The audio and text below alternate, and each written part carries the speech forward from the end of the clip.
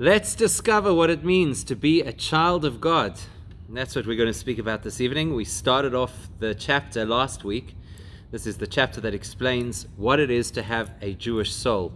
So, of course, every single one of us has a soul. And the truth be told, that souls are not reserved only for people. Every living thing has some kind of a soul. But what makes us uniquely Jewish is the unique Jewish soul, which we started to discover last week.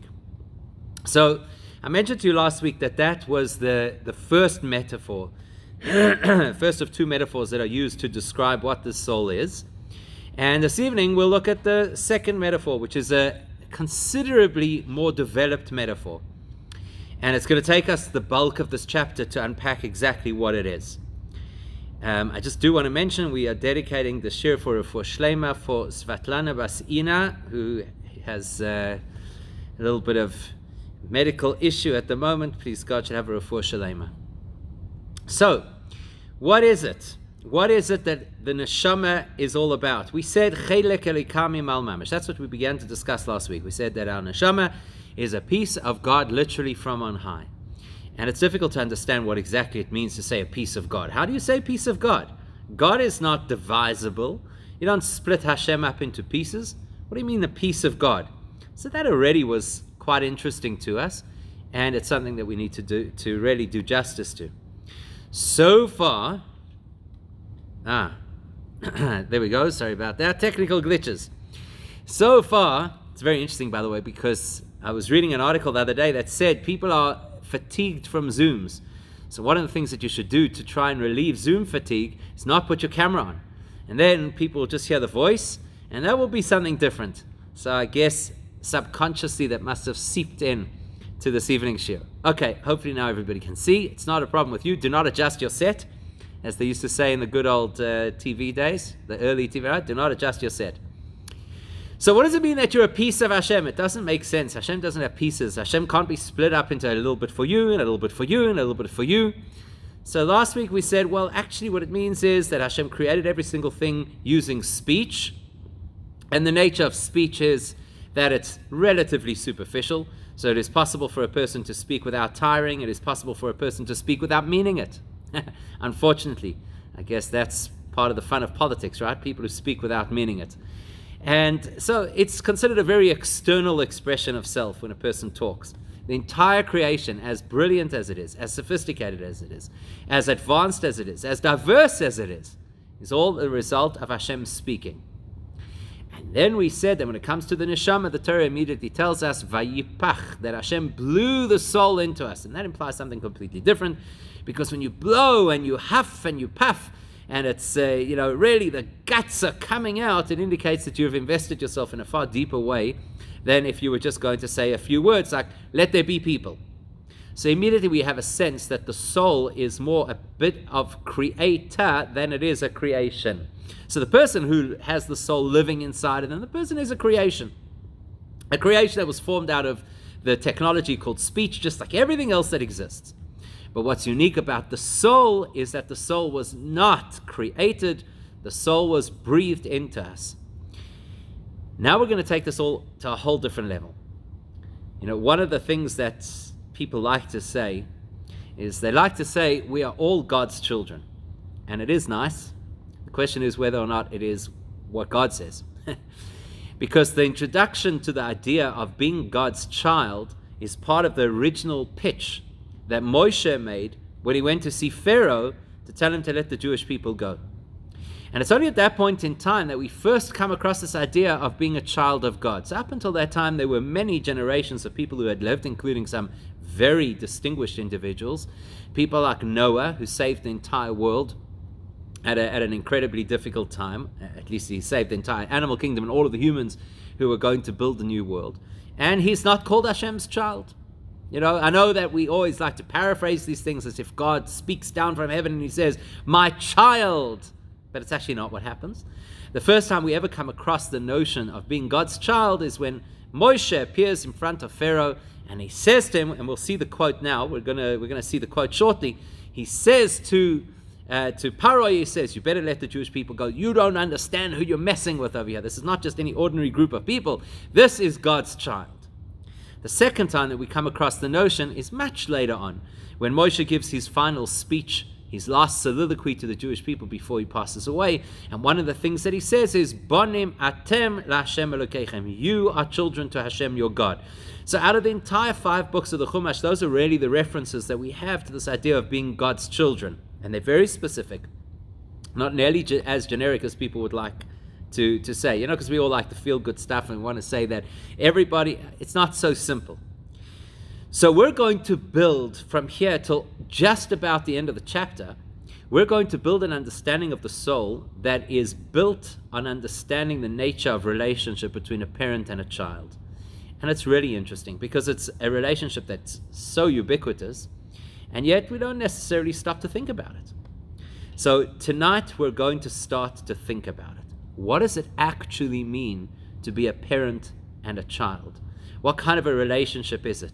And right now I can imagine people's minds are already working and starting to think, well, what's it like with my child?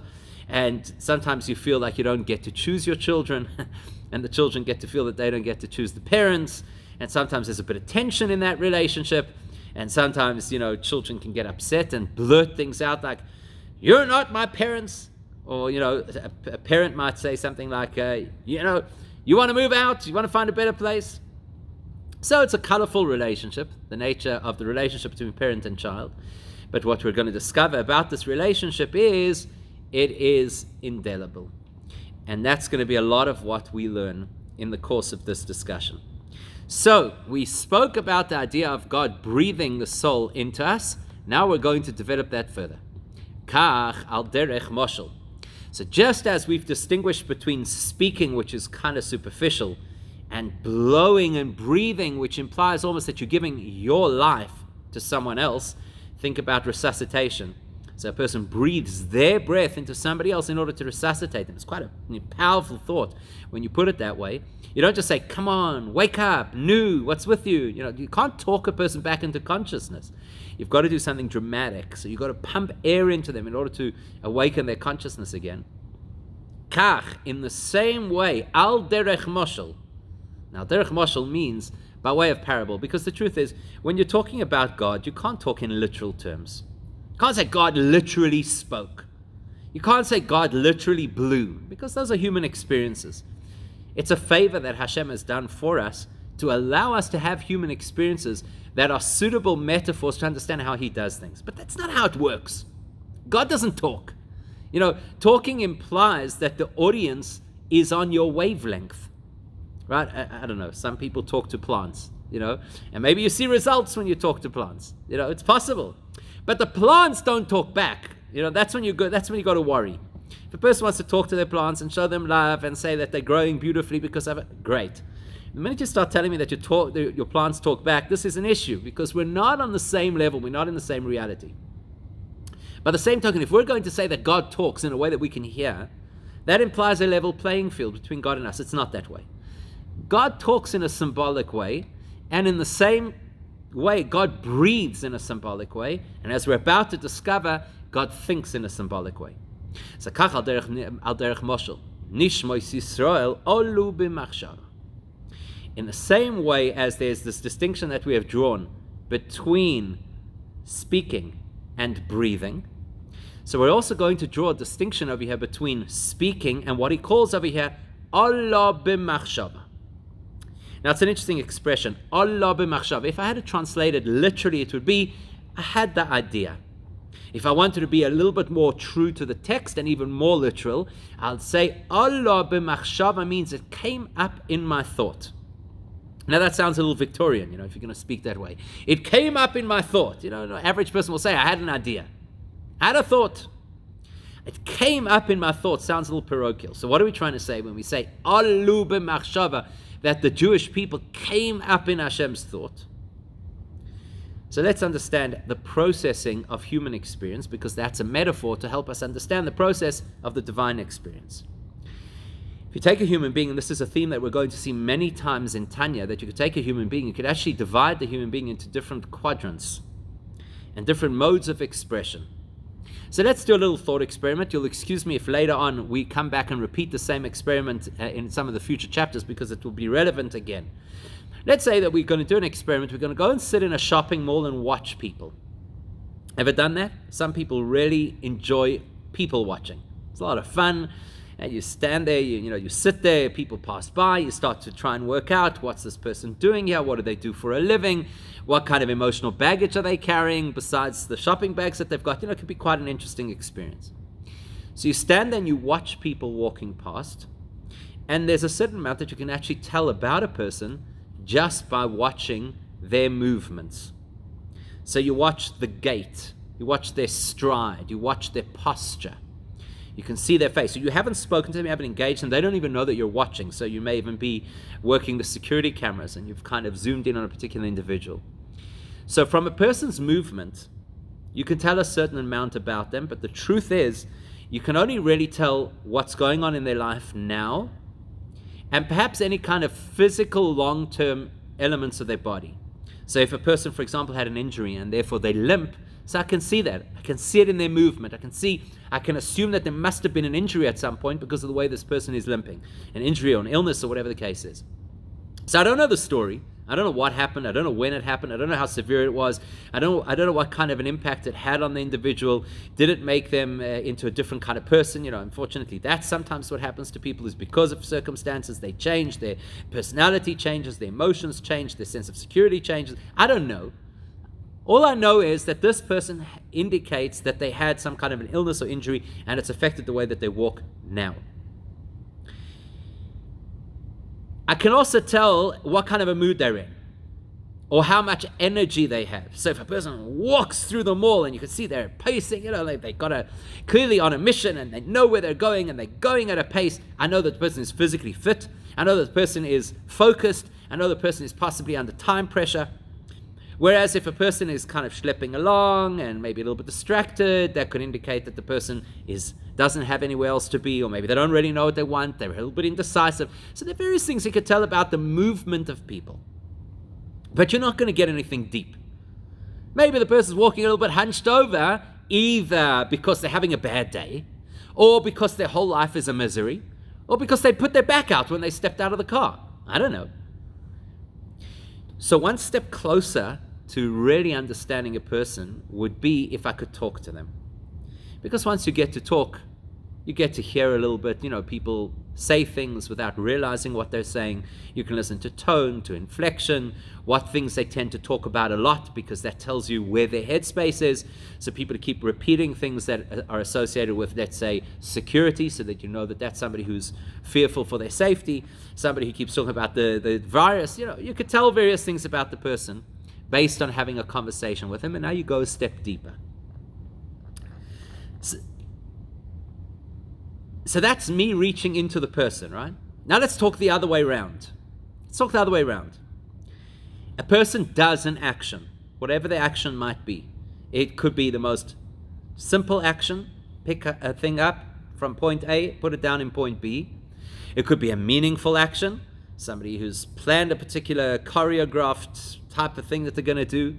Whatever it is, it's possible that a person could do a particular action, and I say, aha, now I get it. Now I know what it is that you wanted to do. Because before, you were telling me about it. You told me this whole idea and how it's going to work out, and I couldn't really visualize. Now that you've done it, I actually see what you're doing, and I get it.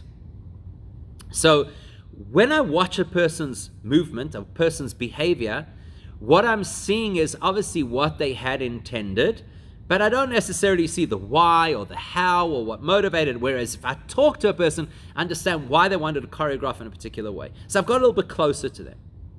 But if theoretically there was a way to read people's thoughts, could you imagine? It's pretty scary. You wouldn't want somebody reading your thoughts, I'm sure. Nobody would. That's my private space. Hello, don't come into my head. But imagine if you could read somebody's thoughts. Now you would know a lot more about the person. You'd be in a much deeper part of their reality, because you'd be in the world where everything begins. Everything begins with thoughts. So it's much closer to the person, and it's exactly for that reason that we don't read each other's thoughts. Because it's too close to who they are, which automatically makes it too distant from who I am. If I really, really know somebody very well, very intimately over a period of time, then I can actually intuitively know what they're thinking. But it's near impossible to know what's going on in somebody else's thoughts. Now, Allah b'machshava means what motivates your thoughts. So Allah b'machshava would be, for example, when you have a really good idea. The first time that the idea pops up in your mind, that will become the catalyst for a whole string of events. It will be the catalyst for a lot of other thoughts that you're going to have over a period of time. You're going to think about this detail and that angle, this perspective, and you're going to suggest that in your own mind, and then you're going to reject it, and then you're going to think of another way of doing it. You're going to think of alternatives. You're going to think of the possible things that could go wrong. There's so many thoughts that are precipitated by that original Allah b'machshava. It is no longer just a feature of the person that might give me a glimpse into the person. It's a catalyst for a whole reality within that person's existence. So this idea that they had caused them to think a particular way, to speak a particular way, to behave a particular way, to plan a particular way, to feel a particular way, etc. Initially, what we said was that the whole of creation is Hashem speaking, and the soul is Hashem breathing. So all that did for us is it told us that the soul comes from a deeper dimension of God than the whole of the created universe does. But we don't know where this deeper dimension is or what its nature is. So let's add a layer. Alu b'machshava. This was the initial catalyst thought that Hashem had, which precipitated all of the other thoughts for everything else that should be. In other words, you look around at the world. It's amazing. Our universe is incredible. You know, we haven't begun to scratch the surface of what's going on in the next door planet. And you look out and you see how massive the universe is. It's exquisite. It's mind-blowing. So we understand that the universe is incredible, and it took an incredible intellect to put it all together in this perfect, balanced tapestry of how the universe operates. But why? Why did this supreme being make this universe? What's the point? What's the purpose? So we want to know Allah b'machshava. What was the catalyst thought that precipitated all the other details in thought and then in speech, because that's how Hashem created, so that we have a world? To put it into simple English, why do we have a universe? Why are there angels? Why are there higher spiritual realms? Why? Why do we have all of these things? What pushed it all? What started the process? If you have a look, the very first word in the Torah is Bereshis. In the beginning, Hashem created the heavens and the earth. And if you look in a Torah scroll, you'll see that the first letter of the Torah, which is the letter Beis, is much bigger than a normal letter. Bereshis. And there are various suggestions as to why that is, various commentaries. But one thing that the Talmud tells us is that letter Beis has the numerical value of 2. And the word Reshis means the beginning of a process, the catalyst that will start an entire process. So the sages read in that very first word of the Torah, Reshis, they read it as Beis Reshis, 2 things that were catalysts for creation, 2 key factors that stimulated the entire process of Shamayim and Oretz, of all of the spiritual realms represented by the word heaven, and all of the physical reality represented by the word earth. What were these 2 things? What were the catalysts? So you have to look through the Torah, and anybody who understands how Torah commentary works, if you have a word that stands out, then you scour the rest of the scriptures and you see, where else do we have this word? Because those will be the clues as to what this word means. It's clearly an important word. Bereshis, the beginning of the entire creation. It's clearly important. So what does Reshis mean? And now you have a look and you search and you discover that the word Reshis is used with reference to the Torah. Reshis Chochmah. It is the beginning of all wisdom, the catalyst of all intellect that exists. And then the Jewish people are described as Reishis Tevu Asoi, the beginning of Hashem's harvest. What's a harvest? A harvest is what you want when all the work is done. Your harvest is your goal, it's your purpose. Why did you put in so much effort to buy the field, and then to clear the field of rubble, and then to plow the field, and then to plant, and then to irrigate, and then to make sure that there were no pests, and then to get to the point that you pruned away all the thorns. Why? So you could get to the harvest. Allah b'machshava. What was your initial precipitating thought that started the whole process? Because you wanted to have that crop at the end. What are the Jewish people? The crop. Bereshis, right at the beginning of the Torah, we're already given what the goal and purpose is. Why did he do all of this? So that there should be a Torah, so that there should be Jewish people. Alu b'machshava. That was the original thing that started the ball rolling. And that's why the Midrash, for example, tells us that before God created the world, he consulted with the souls of righteous individuals. Well, hang on a second. If you haven't yet created the world, how are there souls of righteous individuals? What, do they have like some kind of a powwow? And besides which, does God need to consult? Is there some kind of board of directors, before he creates the world? He's got to call them all in and say, listen, Moshe Rabbeinu, what do you think of this idea? Rabbi Akiva, what do you think? It's going to be a nice world, except for the Romans who are going to tear you to pieces at the end of your life. But other than that, it's going to be a nice, what is this? Like the Council of Sages. So what it means is not to consult in the sense of let's take a vote and should we create a world.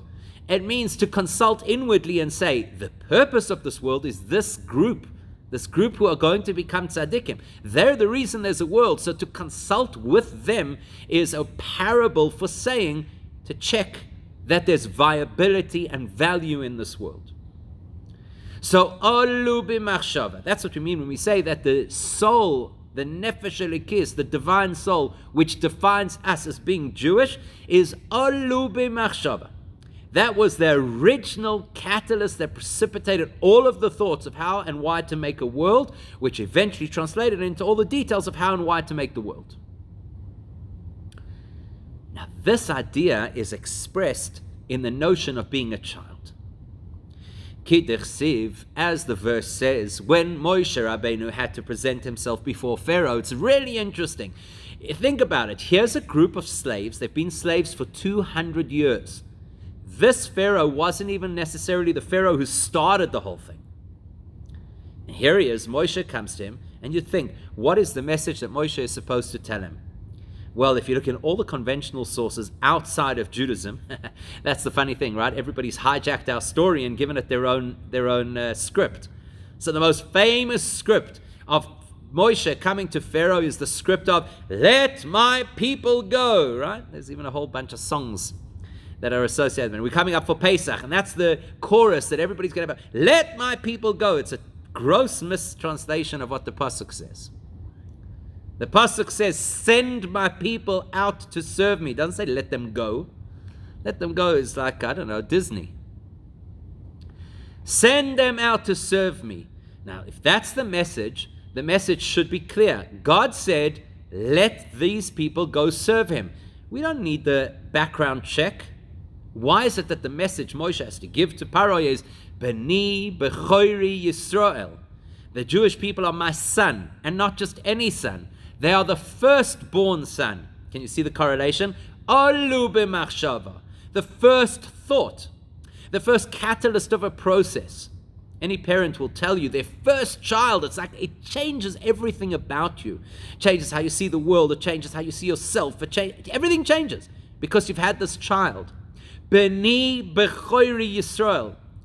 Hashem wants Paroi to know you're not just messing with a group of people who have been abused for a period of time. And this is a civil rights movement. We're not looking here to liberate people who've been done an injustice. This is Beni B'chori Yisrael. Do you understand who you're toying with over here? This is the entire purpose that started the process for creation. That's who you have working for you, building your fashtunkene cities. You better let them go. Not because if you don't let them go, I'm going to unleash all my retribution against you. Because if you don't let them go, you're interfering with the purpose of creation. You don't deserve to exist. If you block Beni B'chori, the purpose for which the world was created, then you automatically, it's in your interest to let them go. It's not the vengeful God who says, you started up with my child and now you're going to pay for it.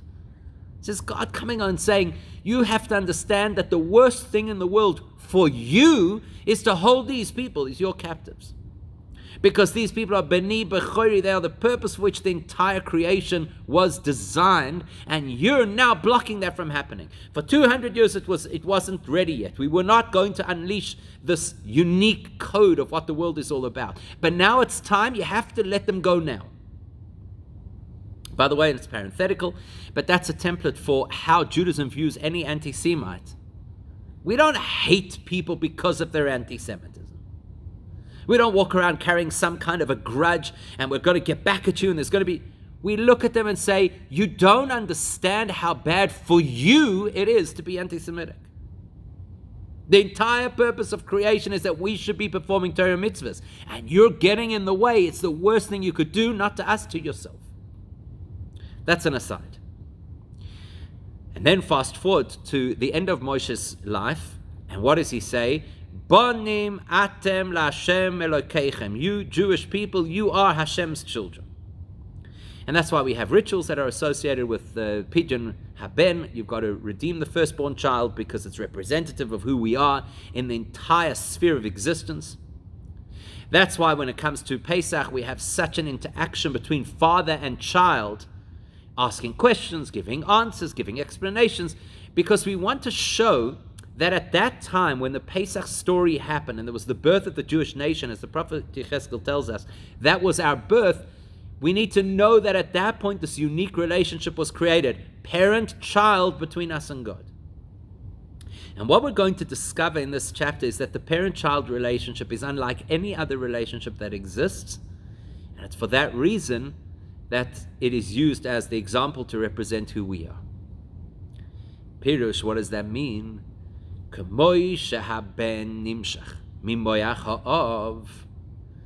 Just as a child originates in the father's brain,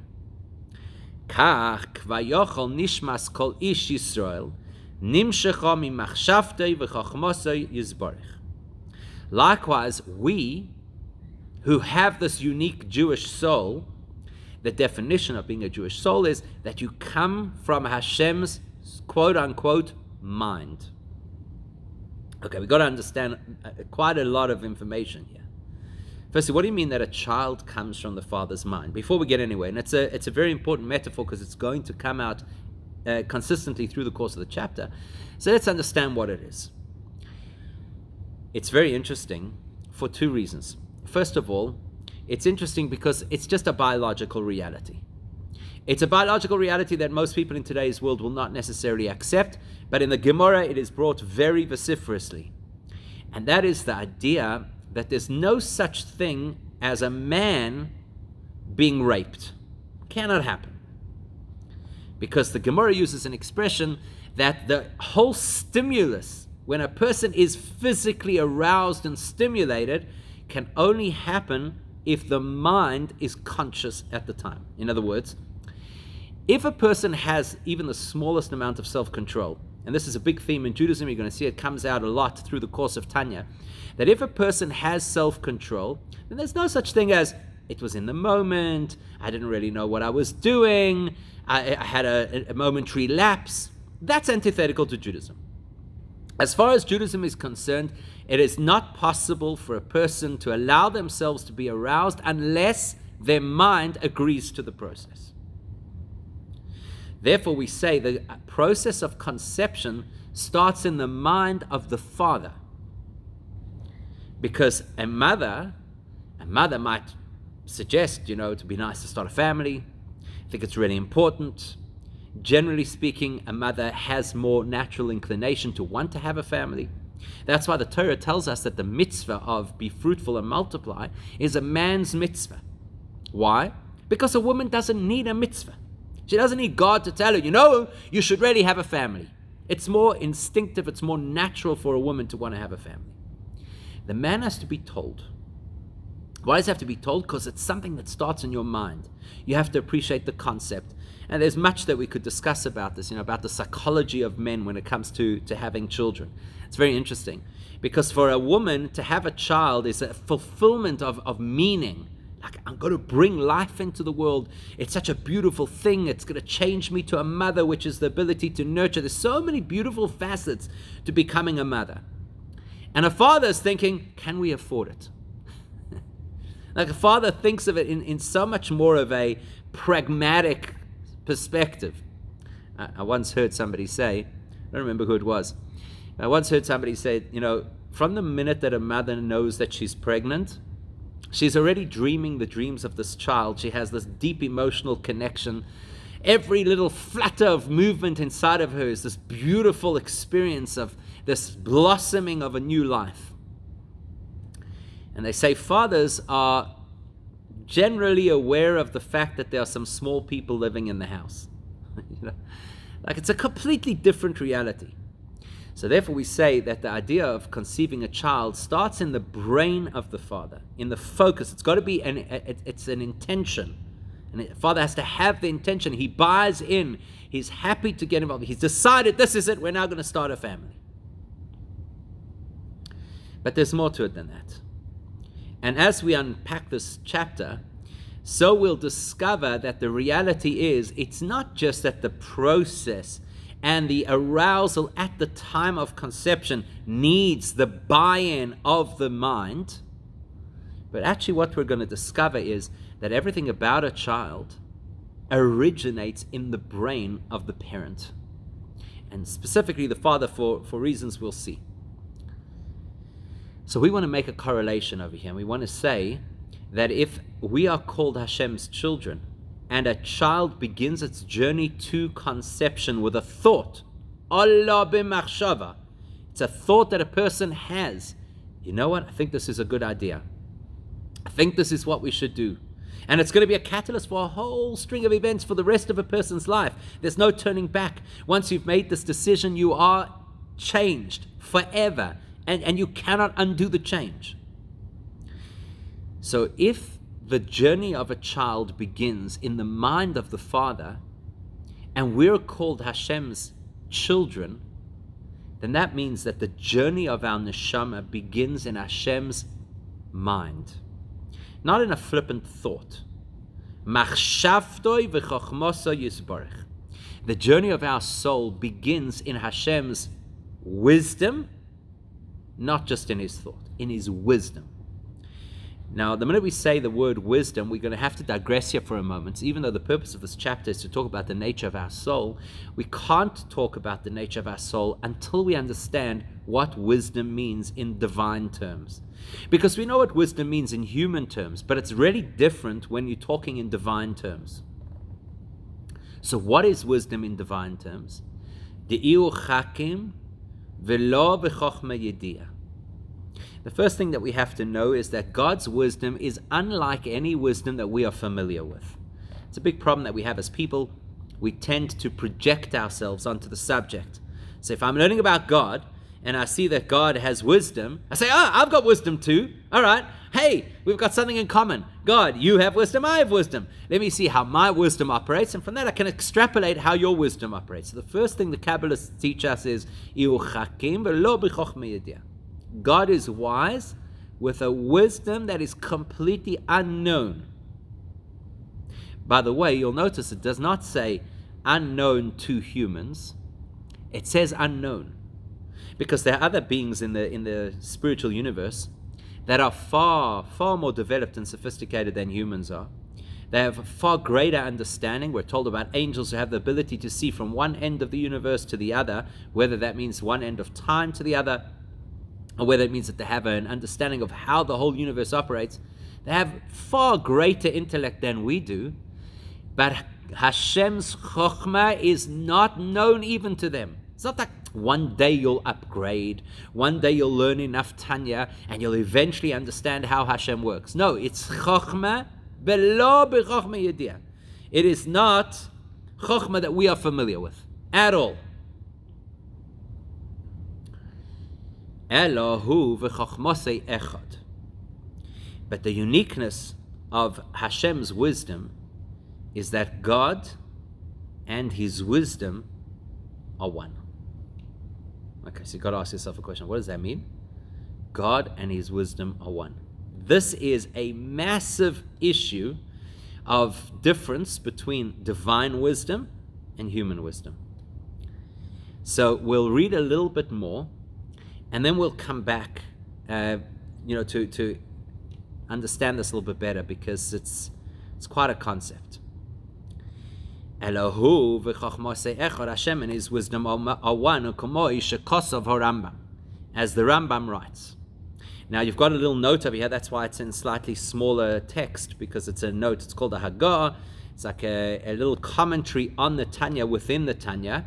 And we're going to look at it very briefly. It's a little technical. It's a little mystical. So if we don't get every single detail of it, it's okay. But it's just to give us the whole picture. So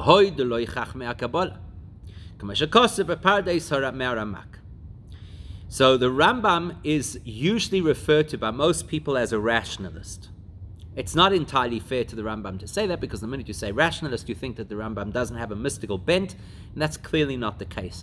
If you read the Rambam's writings, Maimonides, you'll see that there's a fair amount of mysticism in there. But what is interesting is, some years after the Rambam, 2 centuries or so later, there was this real resurgence of mysticism, particularly in Tzfat in Israel, and the great Kabbalists of the time acknowledged that the Rambam's systems and definitions of these concepts were accurate. In other words, people would often feel, look, there's mysticism and then there's the legal and so-called rational side of Judaism, and they don't necessarily always see eye to eye. So, for example, the Rambam might say something in an halachic context, and it's seen very much from a legalistic perspective, and then the Kabbalists will come and describe it from a mystical perspective, and it might be a different perspective. So here it's important for us to know they're all on the same page. The principle we're about to learn is a principle which is equally accepted by the mystics as it is by the rationalists.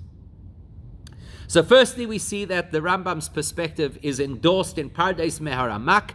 The Ramak, Rebbe Moshe Cordovero, who was the chief of the mystics in Tzfat at that particular point in time, the 16th century, so he agrees with the Rambam.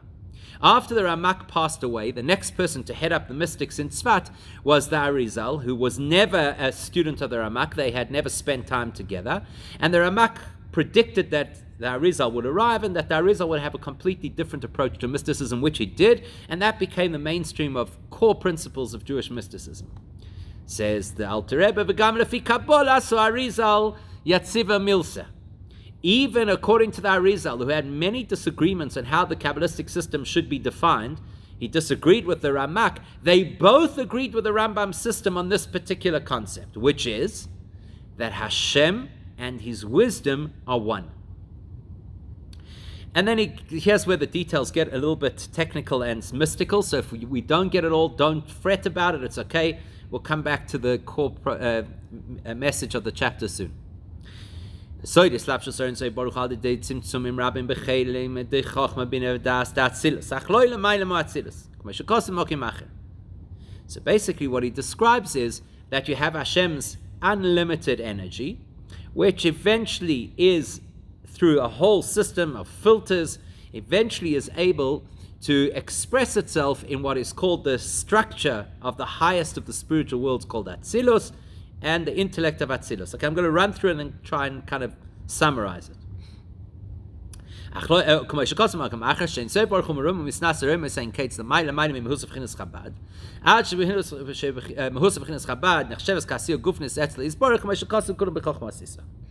essentially what they want to convey, and this is just an important point, what they want to convey is that Hashem and His wisdom are one. That's a principle, and we're going to talk about that principle because that's the key we want to focus on over here.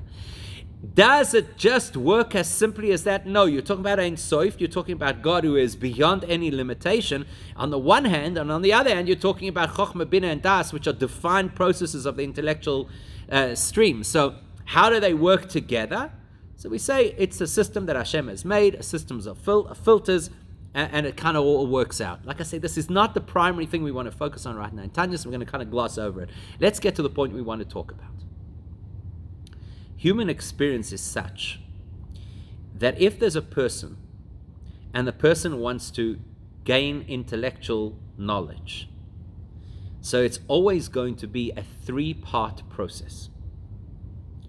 That means that there is the information. The information sits in a book. All the information sits in the mind of a teacher. Then there is my intellect, which is the extent of my brain, how much I could use my brain, how well I could understand things. And just because the information sits here and my brain sits there, does not mean that I'll get the information. Sometimes you have kids who sit in class and they get tired, they put their head down. So the teacher, pick up your head. So I once saw a smart kid tell the teacher, he said, I'm absorbing the information by osmosis. Halavai, right? This was in the days before there were downloads and before you could just say, let's microchip everything into our brains. Just put Google straight into your brain.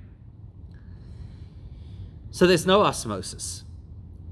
If a person wants to get the information into the person, they have to switch on their mind. So there are 3 distinct steps in the process.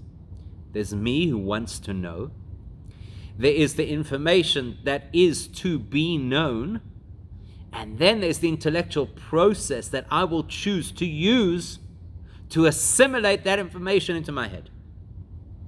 Now, because it's 3 steps, the following things could happen. Number 1, I could forget. I used to have the information in my head, and now I don't have the information in my head any longer. Right? Ever had that experience? We know exactly what that is. While you're sitting and learning, it's like, wow, this is life-changing. I'm never going to see the world again. 5 minutes, see the world the same way again. 5 minutes later, what was that concept? Because there are 3 pieces in the puzzle. So at any given time, the process could break. My intellect's not working right now. I'm overtired. The information wasn't really fully assimilated into my brain, so now it's gotten lost. Or, here's another thing. What would happen, God forbid, if a person was in a serious accident or had a stroke or something like that, and their brain couldn't work properly? So what are we going to say? Now the intellectual processing is no longer working, so the person is no longer the person. Can't say that. The person is the person, and the intellectual processing is a function of the person. It's not who I am. They're not one and the same. So that, God forbid, the more you know, the more person you are, the less you know, the less person you are. Or as a person starts to forget things, so they become less person. Or if, God forbid, somebody has some extent of brain damage, they are now no longer a full human? No, of course not. Because the knowledge, the intellectual process, and the knower are all independent of each other. That's why it is possible for somebody to know something and yet behave irrationally. Because what I know does not have to influence who I am. I know, like the Gemara tells the famous, gives the famous example, Ganva apum machtarta rachmona karya. It's the example of a thief breaking into a house. While he breaks into the house, he davens, please Hashem, let them not catch me. Well, hang on a second. If you believe in God, and that's why you believe that God could help you not to be caught, why are you stealing? Because there's a breakdown between the knower and the knowledge. With Hashem, there's no such thing. Hashem is His wisdom. Hashem doesn't know things because there's a book out there and then He's got to gain information from the book. God knows information because He is the information. He is all of the information that exists. There is no other information besides Him. So therefore, nothing can be separate from Him. Nothing can be known independently of Him. The process of knowing is not separate from who He is. If that's the case, so unlike me who has to learn things, and then after I've learned them, I could forget them because they're external to me. With Hashem, everything He knows. You know, like, how do you know you're awake right now? How do you know? Like, if I ask the question, how do I know if you're awake right now? That's a good question. But how do you know that you're awake? What, did you read it in a book? Did you check it up? 1 second, I've got to check. There's 3 symptoms you're supposed to look for to see if you're awake. Your eyes are open, you can talk sense, and you're thinking straight. Okay, I think I'm awake. You don't have to do the test. That's a knowledge that is intrinsic to who you are. That's how Hashem's intellect works. That's what the Rambam says. Hashem's intellect is not deya shechutz mimenu. That's the Rambam's words. He doesn't know things with some kind of external processing, intellectual processing. He knows things intimately because he is everything. And that's what this little piece is all about. Yes, he is everything, but there's filters, and so not everything obviously is at that level, but the neshama is at that level. The neshama originates at a point of existence where it is still absolutely, unquestionably one with Hashem. Now you're going to ask the question, wow, I really don't feel that way. I don't know about anybody else. I don't feel this neshama oozing through my veins saying you are one with Hashem. I feel like sometimes I'm on Hashem's side, sometimes not so much, sometimes he's in my good book, sometimes I don't like the way he does things. How could all of that be? So as we go through this chapter, we're going to be completely gobsmacked by, on the one hand, how deep our soul goes, and on the other hand, how we might not live anything close to that consciousness, and it doesn't make our soul any less. So that's, please God, what we'll continue next week.